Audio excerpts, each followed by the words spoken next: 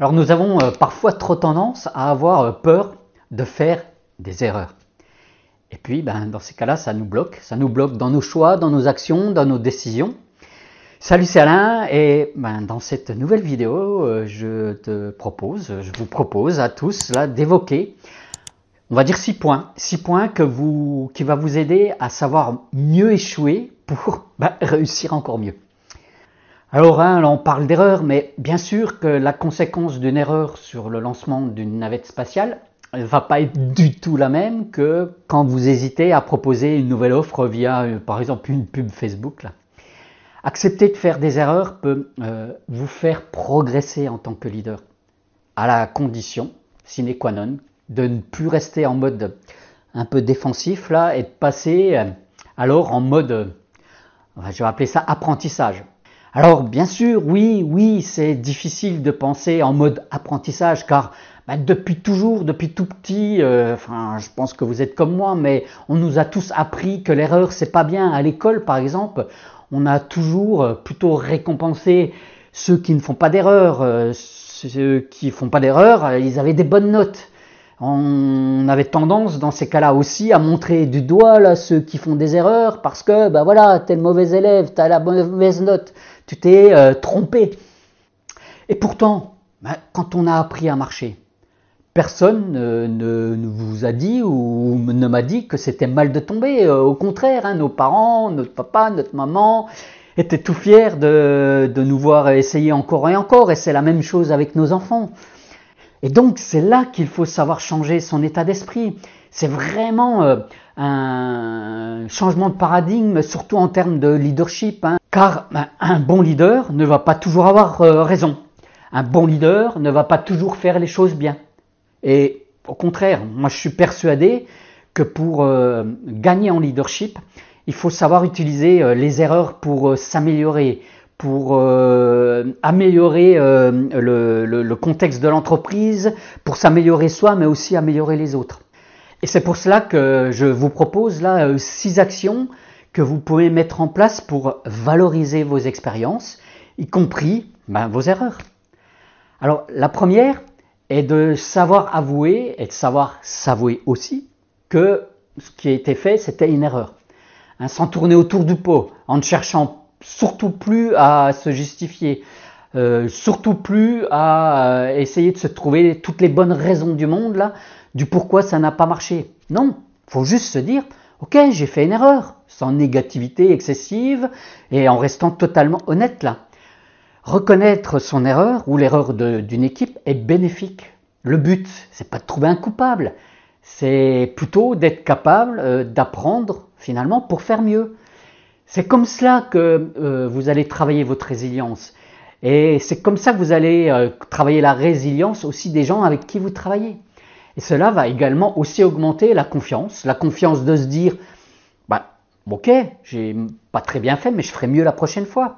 Et puis la prochaine fois, en repensant à la situation précédente, de se dire, là je me donne encore le droit de me tromper, comme ça va vous donner une meilleure estime de vous, à la condition, bien sûr, de se mettre dans l'état d'esprit, de faire du mieux possible, du mieux que vous pouvez, rentrer dans un système d'excellence. C'est pour cela qu'il faut être responsable de ses actes et donc de ses erreurs.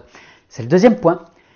Comme je le disais précédemment, il ne faut pas chercher à trouver un coupable. Le petit chef va avoir tendance à blâmer les autres. Et le grand leader va, lui, assumer l'échec, le sien et celui de ses équipes. Au tout début que j'ai commencé à travailler, j'avais un patron qui me disait toujours « Je ne vais pas te juger sur les erreurs que tu as commises, là, mais ce que tu vas faire pour ne plus reproduire cette erreur et puis surtout pour solutionner le problème si l'erreur en a créé un. » Ce qui est important, là, c'est de savoir comment la situation peut être améliorée. J'ai passé une partie de ma carrière salariale, surtout au début, les 15 premières années, là, dans le secteur automobile. Et c'est là que la notion d'amélioration continue dans ce domaine d'activité a pris naissance. Il y a plein de techniques là qui existent encore aujourd'hui, qui viennent notamment du Japon, comme le Kaizen, qui veut dire amélioration continue, ou comme des méthodes d'analyse de défaillance, hein, il y a le SMED entre autres là. Le but de tout cela, c'est d'apprendre les leçons, de se mettre en mode proaction au lieu de se mettre en mode victime, en mode subir toujours les effets induits directement liés à une erreur. Là. Ce qui fait écho aussi avec le troisième point que je voulais aborder là, qui est de ne surtout pas rester coincé dans le passé. Une erreur, un échec, il faut savoir y réfléchir afin de le mettre en perspective. Hein. Le passé est une référence et pas une résidence. C'est David Lefrançois qui le répète souvent là. Donc, il faut arrêter de se dissimuler une erreur, la minimiser, c'est déjà bien, mais il ne faut pas pour autant que cela soit la référence qui vous empêche d'agir, d'être en force de proposition, de faire confiance ou de vous faire confiance. Là. Et donc pour cela, et c'est le point numéro 4, il faut donner du temps au temps. Et donc, il faut savoir prendre le temps de s'évaluer, d'évaluer les raisons des échecs. C'est comme cela que l'on passe en mode amélioration continue, qu'on trouve des solutions et qu'on arrive à bypasser ces erreurs là, avec des questions telles que qu'est-ce qui a provoqué ce résultat ou qu'est-ce que cette erreur rend possible? Eh bien, tout de suite, la lumière arrive là. D'ailleurs, il faut faire attention au sens de vos questions, surtout vis-à-vis d'une personne ou d'une équipe. Car quand il se passe quelque chose qui n'était pas prévu ou qui a des conséquences, là, il vaut mieux se demander qu'est-ce qui me manque, qu'est-ce qu'il te manque pour faire mieux, plutôt que qu'est-ce qui ne va pas dans cette situation-là. En management, c'est ce qu'on appelle passer en mode coaching. Hein. Le manager coach a pour qualité de poser des bonnes questions pour aider à trouver des solutions collectives et aussi donner la main aux autres pour passer en mode proaction. D'ailleurs, et cela c'est le 5e point, faites en sorte d'avoir une sorte de boîte à outils là, pour être en capacité de faire des bilans sur les actions que vous avez menées et puis ainsi trouver des moyens d'apprendre de vos erreurs. Moi, par exemple, j'utilise ce que j'appelle le DACAD, c'est-à-dire que je me demande toujours qu'est-ce que je peux démarrer, le D, qu'est-ce que je peux arrêter, le A, qu'est-ce que je peux continuer, le C, qu'est-ce que je peux augmenter, le A, et puis qu'est-ce que je peux diminuer, le D. Et le but du DACAD, c'est de vous permettre d'améliorer une situation et surtout de continuer à améliorer pour ne pas reproduire une erreur. C'est un excellent processus pour apprendre de vos journées, de vos projets, de vos actions, de vos comportements aussi. Que cela soit en mode réussite, mais surtout en mode échec. Hein. Le but ici, et ce sera d'ailleurs le dernier point, le point 6 là, que je voulais aborder, là, c'est de s'adapter, d'initier des changements de comportement. Hein. À notre époque, il faut faire le plus possible appel à l'agilité pour nous permettre d'anticiper, pour pouvoir le cas échéant aussi changer de cap, là, pour prendre en compte bien sûr le rythme effréné dans lequel nous vivons à l'heure actuelle, grâce ou à cause de la technologie. Là.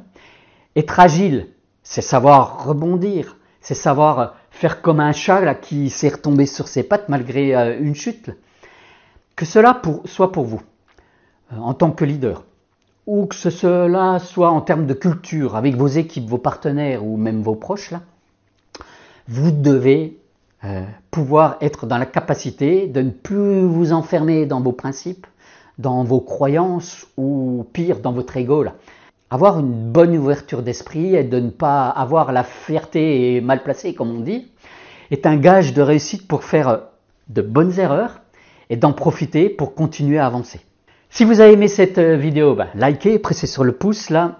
N'hésitez pas aussi à partager avec 2-3 personnes autour de vous là, et puis de commencer à initier une vraie démarche de réflexion autour des erreurs que vous commettez. C'est en partageant qu'on apprend le mieux. Vous pouvez mettre aussi dans les commentaires qui sont là en dessous sous cette vidéo toutes les questions que vous posez au sujet-là, ou aussi les remarques que vous pouvez me faire sur cette vidéo ou sur le contexte dans lequel vous vous trouvez. N'hésitez pas, moi ça me fera plaisir de pouvoir vous répondre. Bon, voilà, comme d'habitude, justement, apprenez de vos erreurs, explorez, continuez à apprendre. N'hésitez pas à aller chercher ailleurs, c'est explorer. Comme ça, vous allez pouvoir passer à l'action et puis, tout simplement, vous allez changer votre réalité. Allez, on se retrouve très vite. Ciao, bye.